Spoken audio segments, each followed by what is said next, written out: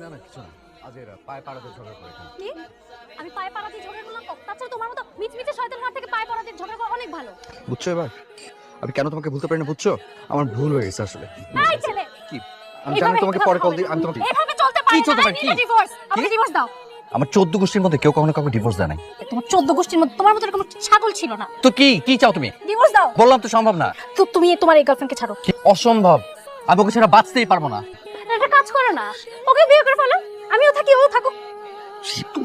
তুমি বলো, তুমি তো বললা তো আমি সুইসাইড করব, আমি ছাদ থেকে লাফ দিব। আই, আমি প্রিয়। আমি তোকে জেলের ভাত খাবো। প্রিয়, চুপ। আমি যাব, আমি লাফ দিব। চুপ আমি চুপ, তোকে ফাঁসাবো, আমি জেলের পাগলামি ভাত খাবো। কেন এরকম করতেছো? সব তো ঠিক আছে। কি সব ঠিক আছে? প্রীতি ইজ ফাইন। প্রীতি রাগ করে না, প্রীতি বিশ্বাস করছে যে তোমার সাথে আমার কিছু নাই। প্রীতি ঠিক আছে মানে সব ঠিক আছে? হ্যাঁ, তোমার প্রবলেমটা কি নিয়ে হচ্ছে প্রিয়ন্তি? তোমার সময় কাটে না?